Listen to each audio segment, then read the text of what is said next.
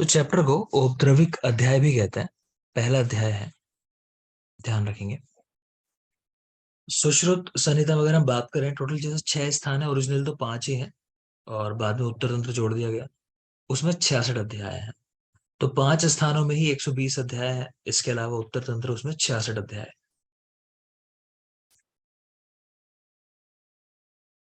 तो कभी कुल अध्याय पूछ लिया जाए तो 186 हो जाते हैं। इस तरह 120 + 66। आचार्य वाग्भट, उन्होंने ऊर्ध्वांग चिकित्सा कहा है, जो ऊर्ध्व चतुर्गत रोगों की चिकित्सा है। अन्य लोगों ने उत्तमांग चिकित्सा कहा है। उत्तमांग। शालाक्यम नाम ऊर्ध्व चतुर्गता नाम श्रवण वदन घ्राण आदि संश्रिता नाम व्याधि नाम उपशमनार्थम। ये सुश्रुत सूत्र 1 का श्लोक है। सुश्रुत ने क्या किया, जो हमारा अष्टांग है उसकी परिभाषा सूत्र 1 में दी है। उत्तर तंत्र 1 नहीं है, कंफ्यूज मत होना, है ना। सूत्र 1 की बात कर रहे हैं यहाँ पे। तो शालाक्य का नाम क्या है, शालाक्य क्या है कि जहां ऊर्ध्व चतुर्गत जो विकार है उनकी चिकित्सा की जाए, चाहे वो श्रवण वदन घ्राण कहीं के भी रोग हो। चरक ने सूत्र 17 में सिर के लिए लिखा, प्राणः प्राणभृताम यत्र श्रितः सर्व इंद्रियाणि च तद उत्तम अंग मंगा नाम शिरा इत्यभिधीयते। कि प्राणधारियों के प्राण जहां रहते हैं, सारी इंद्रियां जहां रहती हैं, जो सभी अंगों में उत्तम अंग है, उसी का नाम सिर है। तो चरक सूत्र 17 का रेफरेंस है। इसको भी याद रखना चाहो तो रख सकते हो, अच्छा रेफरेंस है। दृष्टि विशारद जो लोग होते हैं, जिनको दृष्टि का अच्छा ज्ञान है, वो क्या कहलाते हैं, शालाकी कहलाते हैं। मतलब शालाक्य तंत्र के ज्ञाता शालाकी। अष्टांग हृदय ने शालाक्य का वर्णन उत्तर तंत्र 8 से 24 तक किया। कोई खास बात नहीं है कि इसको रटना जरूरी हो, ऐसा कुछ नहीं। अब यहाँ दो शब्द मिलते हैं, एक मिलता है नयन बुद्बुद और एक मिलता है उसका आयाम विस्तार, नेत्र का आयाम विस्तार। आप शब्द कैच कर लेना। रीजन, बीएचयू में सवाल आ चुका है और वहां बड़ा घपला हुआ था। हिंदी में उन्होंने कुछ और लिख दिया और श्लोक जो लिखा वो कुछ और लिख दिया। ठीक है ना। तो कोई भी आंसर ठीक नहीं जा रहा था। अब लोगों को जो लगा, सबने अपने हिसाब से आंसर लगा दिया। लेकिन फाइनली उन्होंने जब क्लेम किया लोगों ने, तो जो बुक के अंदर लिखा था वो उसके साथ गए, मतलब जो संस्कृत भाषा में लिखा हुआ था। ठीक है ना। तो हम दोनों ही चीजें याद रखेंगे।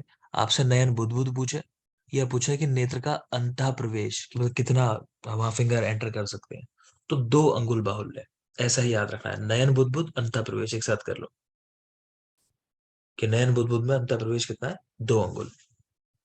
पूछे आयाम विस्तार कितना है नेत्र का, यह सर्वतः कितना है, तो 2.5 अंगुल, 2.5। ठीक है, वैसे भी सर्वथा कह दिया तो ज्यादा ही बात आएगी। तो 2 अंगुल था नयन बुद्बुद या अंतः प्रवेश, और 2.5 अंगुल, 2.5 सर्वथा या आयाम विस्तार। नेत्र कैसा होता है देखने में, तो वृत्त है, गोस्तनाकार। इसके निर्माण में आकाश वायु अग्नि जल पृथ्वी पांचों महाभूत पार्टिसिपेट करते हैं। आकाश की वजह से आ से आकाश, आ से अश्रु मार्ग, तो अश्रु मार्ग का निर्माण होता है। तो अश्रु मार्ग सीधी सी बात है कि खाली स्थान है ना, कि जहां से अश्रु होके जा सके। तो खा का कारण हमेशा आकाश होता है। वायु से कृष्ण भाग, क्योंकि कृष्ण कलर जो है ये वायु का ही गुण है। अग्नि से रक्तवर्ण, कलर देना अग्नि का काम है, तो अग्नि रक्तवर्ण। जल से श्वेत भाग, नेत्र का श्वेत भाग, तो व्हाइट कलर कफ की वजह से, यानी जल की वजह से। और पृथ्वी से कह रहे हैं कि मांसल भाग का निर्माण होता है। पृथ्वी से मांसल भाग, तो ऐसा वर्ड आया पेलम भूवि ऐसा करके। ठीक है, तो मास के लिए शब्द आया पेलम भूवि, यानी पृथ्वी से, भूमि से, याद रखना। नेत्र आयाम का 1/3 भाग कृष्ण मंडल। आपको ध्यान आ रहा हो, सुश्रुत सूत्र 35 के टाइम हम लोगों ने बात की थी। मैंने आपसे कहा था कि आगे जब शालाक्य पढ़ेंगे तो इसकी बात करेंगे हम लोग।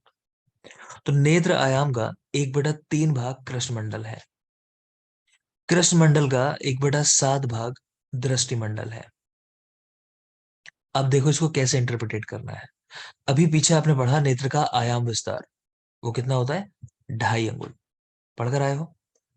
कह रहे हैं उसका 1/3 भाग कृष्ण मंडल है। तो इसका 1/3 निकाल लिया हमने, निकल के आता है 5/6। ठीक है ना, कि 2 दूनी 4, एक 5, 5/2 और 1/3। अब इस तरह मल्टीप्लाई कर लो। 5 एकम 5 ऊपर, नीचे 3 दूनी 6, तो 5/6। किसी को समस्या तो नहीं निकालने में, किस तरह निकालेंगे इसको? कर लोगे ना, 2.5 अंगुल का 1/3। ठीक है। अब क्या कह रहा है कि कृष्ण मंडल का 1/7 भाग दृष्टि मंडल है। तो कृष्ण मंडल आपके पास आ गया 5/6। इसका कह रहे हैं 1/7 भाग दृष्टि मंडल है, तो ये निकालोगे। तो 5 एकम 5, 7 छंग 42, तो 5/42 अंगुल। ठीक है। अब ये संख्या और ये चीज याद ना रहे तो एक कोड लिखा है नीचे, नकद 137, नकद 137। मतलब क्या है इसका? ना से मतलब है नेत्र का जो आयाम विस्तार है 2.5 अंगुल, उसका 1/3 क्या है? का से कृष्ण मंडल। और कृष्ण मंडल का 1/7 क्या है? दृष्टि मंडल। तो नकद 137। तो नेत्र आयाम का 1/3 भाग कृष्ण मंडल है, 1/7 भाग कृष्ण मंडल का दृष्टि मंडल है। ऐसे याद रखोगे और निकाला भी आ सकते हो। तो 5/6 और 5/42। वापस चलते हैं ऊपर।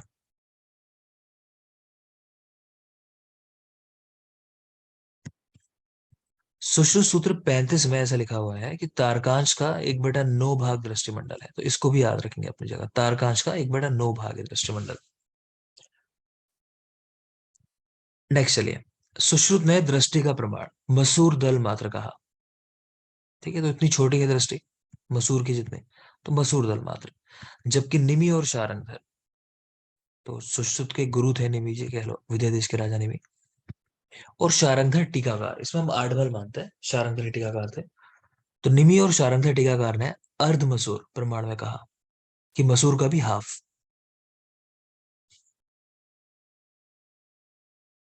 नेत्र में मंडल कितने हैं, संधियां कितनी है और पटल कितने हैं? नेत्र में 5 मंडल है, 6 संधियां हैं और 6 पटल है। 5 मंडल, 6 संधियां और 6 पटल। मंडल के नाम लिखे हैं, पक्ष्म, वर्त्म, श्वेत, कृष्ण और दृष्टि मंडल। ये 5 मंडल होता है। वाग्भट के देखो ऊपर लिखा हुआ है कि वाग्भट ने पक्ष मंडल नहीं माना, तो उनके मंडल 4 ही रह जाते हैं। ये पक्ष्म की बात नहीं की उन्होंने। तो वाग्भट मंडल 4, वर्त्म, श्वेत, कृष्ण और दृष्टि सिर्फ। संधियां 6 होती हैं। 4 प्लस लिख रहे हैं कनीनकगत और एक अपांगत संधि। 4 प्लस कनीनक और अपांग संधियां, मतलब दो चीजें जहां आपस में मिल रही हैं उनको संधियां कह देते हैं। तो दो देखोगे कौन सी है, कनीनक और एक अपांग। सवाल पूछा जाता है कि कनीनक संधि कौन सी है, अपांग संधि कौन सी है? तो अपांग है भ्रू पुच्छांत, खासकर ये बहुत जरूरी है। तो लेटरल साइड में आईज के कौन सी संधि है? अपांग संधि। डलहन ने बताइए, सवाल ऐसा पूछता है, वैसे तो सुश्रुत ने भी लिखा है लेकिन डलहन टीकाकार है, तो लिखे ना कि डलहन ने कहा कि भ्रू पुच्छांत जो संधि है वो है अपांगत संधि। और जो नासा के समीप है यानी मीडियल साइड में, उसको बोलते हैं कनीनक संधि। इसके ऊपर सवाल आता है कि नेत्र रोगों में, खासकर नेत्र श्राव में, मेनली किस पार्ट का या किस संधि का इन्वॉल्वमेंट होता है? तो कनीनक संधि बहुत जरूरी है। इसकी वजह से नेत्र रोग होते हैं, ध्यान रखना। जैसे आपको अभिशन बताया कि अभिशन प्राइमरी कॉज है सभी नेत्र रोगों का, उसी तरह कनीनक संधि का इन्वॉल्वमेंट होना या इसका हत होना कारण है नेत्र रोगों का। ये होती है नासा के समीप, याद रखेंगे। संधियों के नाम जानना चाहो ना सबके बीच के, ऐसे कि पक्षम है तो पक्षम का वर्तम के साथ, वर्तम की शुक्ल के साथ संधि, शुक्ल की कृष्ण भाग के साथ और कृष्ण भाग की दृष्टि भाग के साथ। तो 4 तो वो हो गई और 2 हो गई कनीनक और अपांग संधि। आगे चलो, पटल। सबसे ज्यादा क्वेश्चन जो बनता है वो पटल के ऊपर बनता है, मतलब ये तो संधि पे बनेगा अपांग संधि, मोस्ट हिट क्वेश्चन जो है, एक कनीनक का, दूसरा पटल के ऊपर सवाल आता है। पूछेगा ऐसा सवाल कि अक्षी गोलक में कितने पटल होते हैं? देखते के साथ ही लोग एकदम कॉन्फिडेंस के साथ लगा देते हैं 6, और आंसर गलत हो जाता है। ठीक है, क्योंकि अक्षी गोलक में पटल की संख्या सिर्फ 4 है, आप देख पा रहे हो। ध्यान रखना शब्द क्या पूछ रहा है, अगर नेत्र में आपसे पूछे पटल कितने हैं तो आंसर 6 ही लगाना है। इन 6 में से 2 होते हैं वर्तम के आश्रित, 2 पटल वर्त में होता है, और 4 होते हैं अक्षी गोलक के अंदर। शब्द ऐसे रख के देगा कि नेत्र में या अक्षी गोलक में। तो 2 वर्तम पटल में है और 4 जो है अक्षी गोलक में है। इनकी मोटाई कितनी है? तो कह रहे हैं दृष्टि की मोटाई का 1/5 भाग। दृष्टि आपने निकाल ही ली कोर्ट से, नगद, है ना, 137। तो वहां जो भी प्रमाण आएगा दृष्टि का, उसका कह रहे हैं 1/5 भाग, ये जो 4 पटल है नेत्र के, इनका प्रमाण है। बात समझ रहे हो? किसका 1/5 करना है अभी? बताओ किसका 1/5 करोगे? यहाँ जो वैल्यूज लिखी है इनमें से 42 का, किसका? 5/42 का। समझ गया ना, 5/42 का, क्योंकि ये निकाली हमने फाइनल दृष्टि। याद रखना, ये निकाली है दृष्टि, इसका 1/5 करेंगे। तो जो पटल है ये अक्षी गोलक के, इनका जो प्रमाण है वो 1/5 है, नेत्र दृष्टि का जो आपने प्रमाण निकाला उसका। नेक्स्ट देखिए, चारों पटल में जो पहला पटल है सबसे बाहर, वो तेज और जल के आश्रित है। तेज और जल, दूसरा मांस, तीसरा मेद और चौथा अस्थि के आश्रित। मैं इस तरह याद रखता हूं कि तेज और जल को मैं रस और रक्त की तरह मान लेता हूं। तो जल हो गया रस जैसा और तेज हो गया रक्त जैसा, है ना। तो इजी हो जाता है, रस रक्त मांस मेद अस्थि। तो ध्यान रखोगे पहला पटल तेज और जल के आश्रित है, फिर मांस, फिर मेद, फिर अस्थि। अब नेत्र अपनी जगह पे क्यों रहता है ना? ऐसा क्यों नहीं होता कि कभी आंखें निकल के गिर जाए? शक्ति कपूर जो कहता है कि नेत्र निकाल के गोटियां खेलूंगा, ऐसा क्यों नहीं होता कि आंखें निकल के गिर जाती हैं लोगों की? तो कारण बता रहे हैं कि सिरा, कंडरा, मेद, कालकास्थि और श्लेष्मा, ये सब कारण है, सब मिलकर नेत्र को बांध के रखने का काम करते हैं। ये सवाल आ चुका है, इनमें से कौन है जो नेत्र को उसी जगह बांध के रखने का काम नहीं करता? तो ऑप्शन में श्लेष्मा देख के ज्यादातर लोगों ने ये टिक कर दिया कि ये क्या चीज है, लेकिन ये भी कारण है ना। तो सिरा, कंडरा, मेद, कालकास्थि और श्लेष्मा सब मिलकर नेत्र गोलक को बांध के रखने का काम करते हैं। नेत्र रोग कैसे होते हैं? तो दोष सिराओं का अनुसरण करते हैं, और वाग्भट ने कहा मेनली पित्त दोष होता है नेत्र रोगों में। तो दोष सिराओं का अनुसरण करते हैं और पित्त है मेन दोष। नेत्र रोगों में पूर्व रूप क्या होता है? तो पूर्व रूप में श्लोक नंबर 21, 22, 23 कह रहे हैं तत्र आविलम, तो नेत्र आविल होते हैं, टर्बिड, गंदे। सशूलम वर्तम कोशेशु, वर्तम कोश में शूल होना, थोड़ा सा इरिटेशन जैसा लगना। शूक पूर्णाभ में लिखा हुआ है, ऐसा लगना कि नेत्र में शूक आके फंस गए हैं ना, कुछ चुभ रहा है आंखों के अंदर। तो वर्ड ध्यान रखोगे, आविल, सशूलम वर्तम कोशेशु और शूक पूर्णाभ में। किस रोग के पूर्व रूप में आपने यहाँ के अलावा भी देखा है शूक पूर्ण गलास्यता? काश। ठीक है ना, काश। काश में मिलता है शूक पूर्ण गलास्यता, ठीक है। बहुत जरूरी चिकित्सा सूत्र लिखा है सभी रोगों के लिए, कि जब कुछ समझ ना आए तो इस लाइन को फॉलो कर लो। संक्षेपता क्रिया योगो, निदान परिवर्जनम। तो सुश्रुत उत्तर तंत्र 1 का श्लोक है, रेफरेंस ठीक कर लेना, यहाँ गलती से सूत्र लिख दिया है। ठीक है, सभी रोगों का चिकित्सा सूत्र क्या है? निदान परिवर्जन करो। जो भी रोग है उसको दूर करने के लिए सबसे पहले उसके कारण को दूर करो। नेत्र रोगों का निदान बता रहे हैं, उष्ण अभितप्त से जल प्रवेशात, श्लोक नंबर 26 और 27, कि आप अभी उष्ण एटमोस्फेयर से आ रहे हो, एकदम से जल में प्रवेश करोगे। उष्ण अभितप्त से जल प्रवेशात। एक रोग में और देखा है आपने ये निदान, कि ठंडा गर्म करना, व्यत्यास, उष्ण शीत व्यत्यास, कुष्ठ। कुष्ठ का, है ना, तो वहां कुष्ठ। भी ऐसा ही है, ठीक है। तो यहाँ देख रहे हो उष्णता से आए थे, एकदम से जल के अंदर प्रवेश कर गए। और जितनी भी ऐसी चीजें हैं जो पित्त को बढ़ाती हैं, क्योंकि आपने देखा आचार्य वाग्भट ने कहा कि पित्त दोष कारण है नेत्र रोगों में। तो जो भी चीजें पित्त को बढ़ाने वाली हैं, शुक्त, आरनाल, अम्ल, कुलथ, माश, निष्पाव, समझ सकते हो, सब चीजें पित्त को बढ़ा रही हैं। शुक्त, आरनाल, अम्ल, कुलथ, माश, निषेवणात्, वाष्प ग्रहात, सूक्ष्म निरीक्षणाच। वाष्प ग्रहात, अश्रु का वेग रोकना। दूसरा सूक्ष्म निरीक्षणाच, इस पे कई बार पहले सवाल आया हुआ है, अब तो नहीं आता, इस पे आता था कि इनमें से किस व्यक्ति को नेत्र रोग होने की संभावना है। तो वो हिंदी में ही ऑप्शन लिखता है वहां, जालसाज, घड़ी का मतलब, सॉरी जालसाज कह रहा हूँ, घड़ी सा, जालसाज तो चीटर हुआ, घड़ी साज, ना, घड़ी का काम करने वाला, ऐसा शब्द देता है घड़ी साज।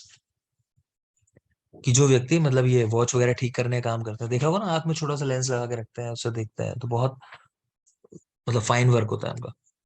तो वहां से याद रखोगे। इसी तरह आपको बताया होगा किन लोगों को इंटरस्टिशियल लंग डिजीज, आईएलडी, होने की संभावना होती है। पेट्रोल पंप पे जो काम करते ठीक है ना, जो लोग पेट्रोल पंप जैसी जगहों पे काम करते हैं, लेड के सीधा संपर्क में आने की संभावना जिनकी ज्यादा है, जैसे ट्रैफिक पुलिसमैन हुए या पेट्रोल पंप पे काम करने वाले लोग। तो ये पहला चैप्टर हमारा यहाँ कंप्लीट होता है। उम्मीद करता हूँ कल जब आओगे तो बिल्कुल रटा हुआ होगा। कुछ चीजें रह गई हैं, रोग रह गए, मैं जानबूझ के नहीं पढ़ा रहा हूँ उनको चैप्टर के। ठीक है, क्योंकि रोग तभी पढ़ेंगे जब कल पढ़ के आ जाओगे, जिससे चीजें समझ में आए आसानी से। तो वो पार्ट में छोड़ रहा हूँ कि रोग वाला, वो हम कल कवर करेंगे। ठीक है, अच्छे से मेहनत करके आना, कल सुनूंगा पहले मैं आने के बाद, फिर आगे कंटिन्यू करेंगे। थैंक यू, आज के लिए इतना ही रखते हैं। सर।